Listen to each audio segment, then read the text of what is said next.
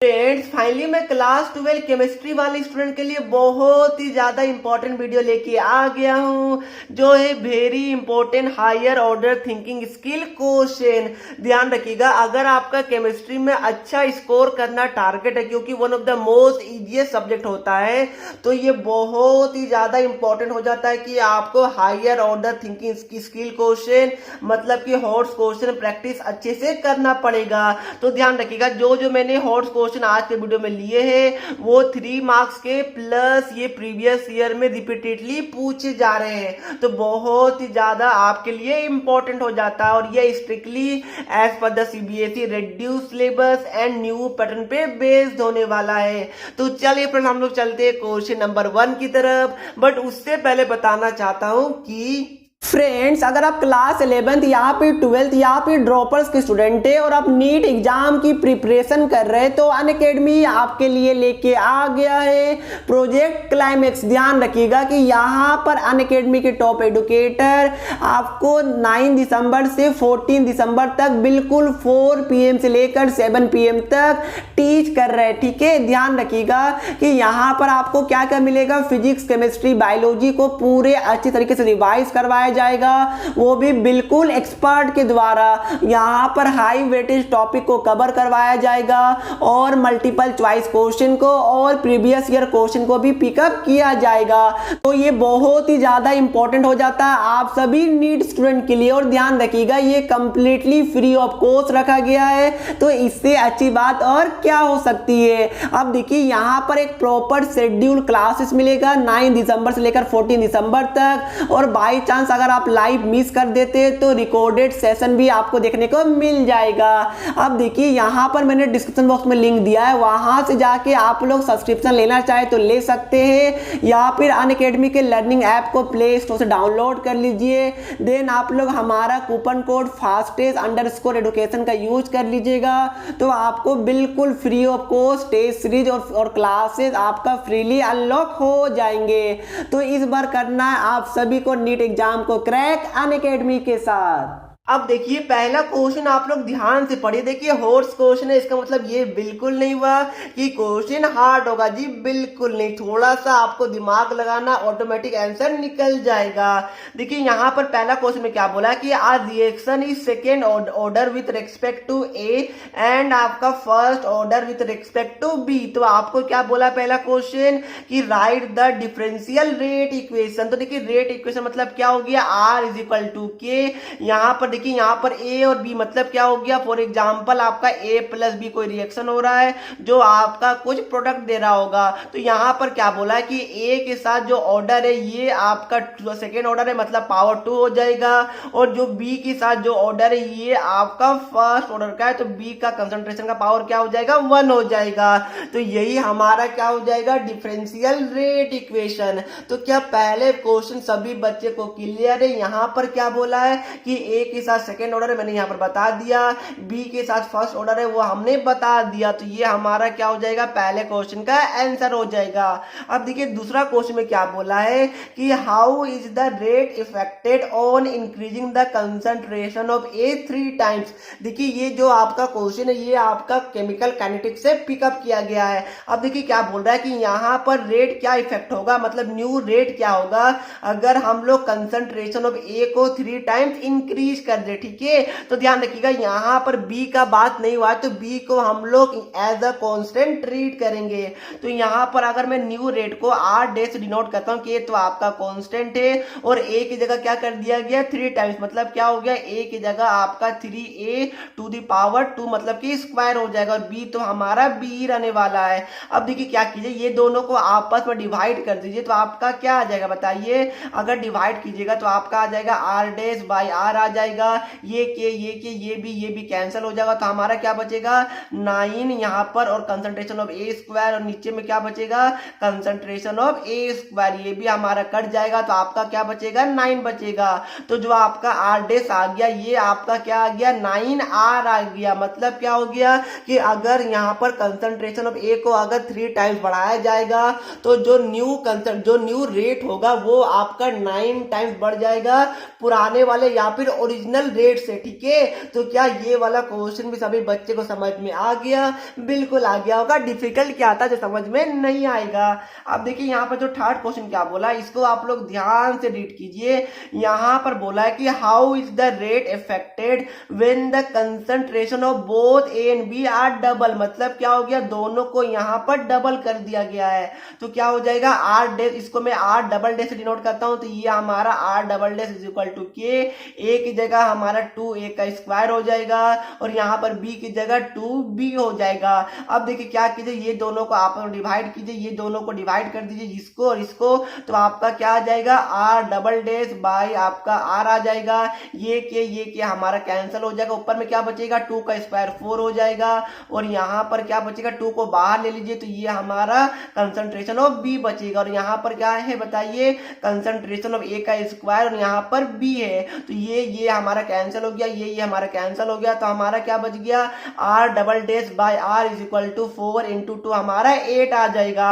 तो are double dash हमारा क्या आ गया, 8 आर आ गया। मतलब क्या हो गया कि जो हमारा थर्ड क्वेश्चन का जो न्यू रेट होगा वो आपका 8 टाइम्स दी ओरिजिनल रेट होगा। तो क्या ये क्वेश्चन कोई भी एंगल से हॉट्स आपको लगा? नहीं लगा होगा, बट ये हॉट्स क्वेश्चन था।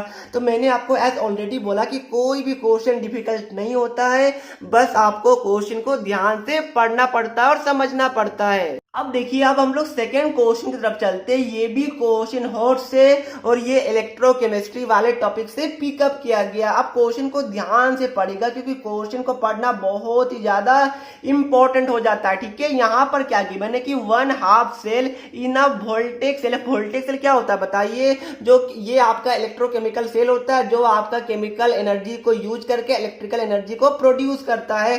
तो ये तो आपको पता होना चाहिए, नहीं तो मैंने बता दिया, बट इसका कोई भी यूज नहीं है इस वाले क्वेश्चन में। तो यहाँ पर क्या बोला, एक हाफ सेल है और in a voltaic cell is constructed from a silver wire. मतलब क्या हो गया, एजी के बारे में बात कर रहा है।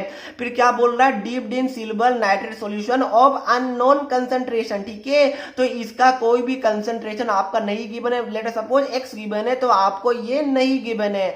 आपको क्या बोला, the other half cell consist of a zinc electrode in 1 यहाँ पर M solution of ZnNO3 twice. मतलब क्या हो गया, यहाँ पर सेकेंड Zn का बात कर रहा है और इसका कंसंट्रेशन क्या गिवन है, 1m गिवन है। आगे देखिए क्या बोल रहा है, अब voltage of 1.48 volt is measure for this cell. मतलब क्या हो गया, आपका ई सेल का वैल्यू दे दिया है 1.48 वोल्ट दे दिया है। अब देखिए मैं आपको बताता हूं, अगर आप लोग सेल रिप्रेजेंटेशन अगर आपको पता होगा तो आपको पता होगा 2 सेल होता है, एक हाफ सेल होगा, मतलब दो आपका हाफ सेल होगा, एक में आपका ऑक्सीडेशन होता है और एक में आपका रिडक्शन होता है, ठीक है। तो यहाँ पर क्या करना है, पहले आपको एनोड या फिर कैथोड का रिएक्शन लिखना है या फिर आपका यहाँ पर पूरा सेल रिप्रेजेंटेशन आप लोग लिख लीजिए। देखिए यहाँ पर गिवन क्या है, पहले आपको निकालने क्या बोला है कि use this information to calculate the concentration of silver nitrate solution, ठीक है। मतलब क्या होगा, ये आपका कंसंट्रेशन आपको निकालना है और यहाँ पर ई नोट का वैल्यू जिंक और सिल्वर का आपका गिवन है। तो यहाँ पर ध्यान रखिए, सबसे पहले आप लोग सोचिए कि कौन सा फॉर्मूला का यहाँ पर यूज होगा। तो मेरे हिसाब से तो नॉट्स इक्वेशन होगा, E cell is equal to आपका क्या होता है बताइए, E naught cell minus 0.059 by आपका एन और आपका लॉग हो जाएगा प्रोडक्ट, मतलब concentration of product by reactant होता है। लेट अस सपोज उसको मैं क्यू से डिनोट करता हूं, ठीक है। अब ध्यान रखिएगा, यहाँ पर आपको ई सेल दिया हुआ, सबसे पहले क्या कीजिए, आप लोग ई नॉट सेल निकाल लीजिए।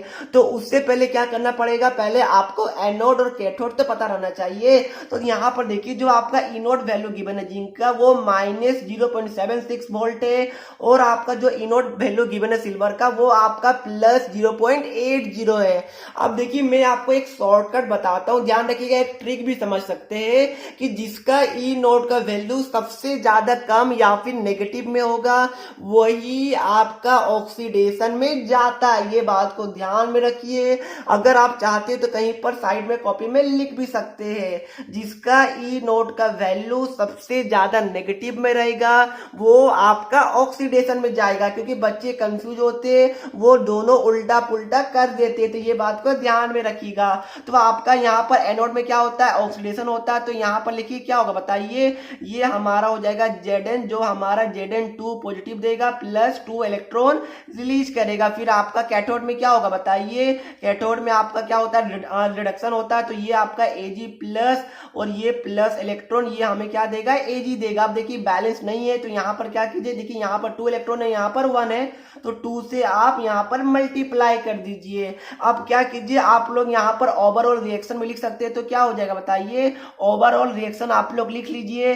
तो दोनों को आप लोग सिंपली ऐड कर दीजिए, तो Zn plus 2 Ag positive gives आपका Zn2 पॉजिटिव प्लस आपका 2 Ag हो जाएगा। क्या सभी को विजिबल है, बिल्कुल हो रहा होगा। अब देखिए यहाँ पर क्या हो गया, अब यहाँ से किसी को डाउट है, मेरे हिसाब से बिल्कुल भी नहीं होगा। अब क्या करना, आपको ई नोट का वैल्यू निकालना, तो कैसे निकालेगा बताइए, ये होता है आपका ई कैथोड, यहाँ पर माइनस आपका ई एनोड होता है, बिल्कुल होता है। तो कैथोड क्या है, यहाँ पर सिल्वर है, तो यहाँ पर देखिए ये हमारा 0.80 माइनस आपका ई नोट ऑफ एनोड जो कि हमारा क्या है माइनस 0.76 है, तो ये हमारा क्या हो जाएगा बताइए 0.80 प्लस 0.76 जो कि मेरे हिसाब से 1.56 वोल्ट आ जाएगा। ई नोट सेल का वैल्यू आ गया। तो क्या यहाँ तक कोई बच्चे को डाउट है, मेरे हिसाब से बिल्कुल नहीं होगा। और यहाँ से जो आपका एन होता है वो एन क्या होता है, यहाँ पर नंबर ऑफ इलेक्ट्रॉन होता है, तो जो कि हमारा 2 है, यहाँ से आप देख सकते हैं, ठीक है।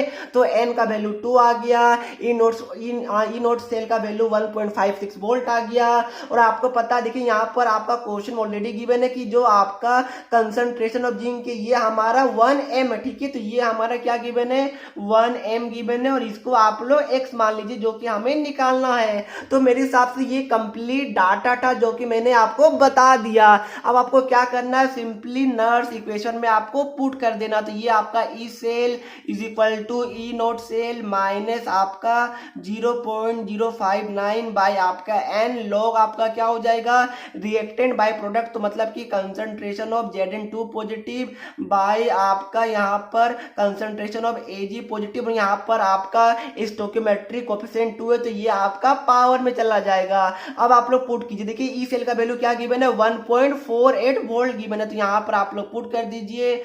आपका ई नोट सेल का वैल्यू क्या गिवन है बताइए, ये हमने निकाला है 1.56, और ये हमारा माइनस 0.059 बाय आपका एन क्या है 2 है जो हमने यहाँ पर बताया ऊपर में।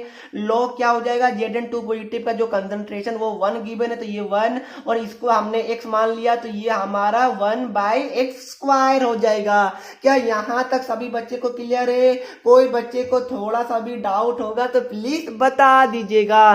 तो क्या अब हम लोग आगे चले? बिल्कुल चलते हैं।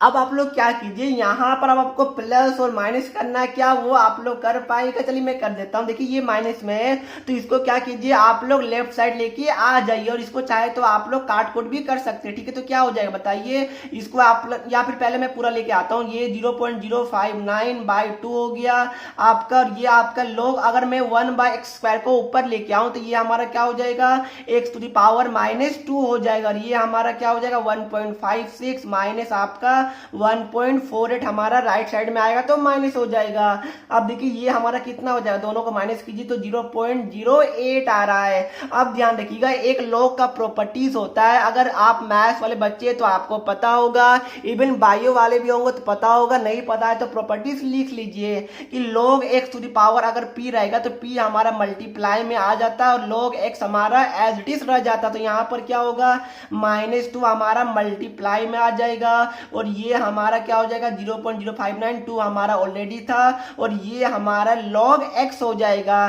क्या यहाँ तक कोई बच्चे को डाउट है? मैंने आपको बताया ये log का प्रॉपर्टीज होता है कि log x to the power p रहता है, तो p हमारा क्या होता है यहाँ पर मल्टीप्लाई में आ जाता है, और ये हमारा log x हमारा एज इट इज रह जाता है। तो मेरे हिसाब से यहाँ पर किसी को डाउट नहीं होगा। तो देखिए ये 2 हमारा कट रहा है, ये हमारा क्या आ गया 0.08 आ गया। अब देखिए ये हमारा क्या हो जाएगा, ये हमारा log x is equal to क्या हो जाएगा बताइए 0.08 और ये हमारा डिवाइड में आ जाएगा तो 0.059 और ये हमारा माइनस में आप लोग यहाँ लेके आ जाइए तो यहाँ से x का वैल्यू क्या आ जाएगा, x हमारा क्या है सिल्वर का कंसंट्रेशन है, ठीक है।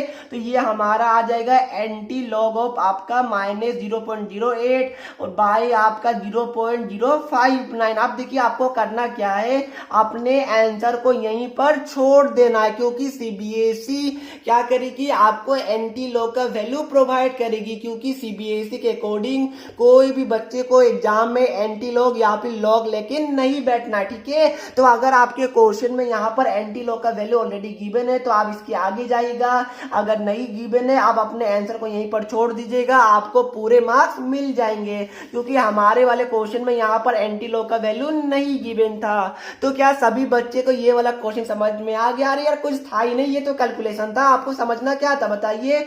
जो मैंने आपको बताया आपको बस ये रिएक्शन समझना था, बस उसके बाद कहानी खत्म, कुछ है ही नहीं। तो मेरे हिसाब से आप सभी बच्चे को ये वाला क्वेश्चन तो समझ में आ गया होगा।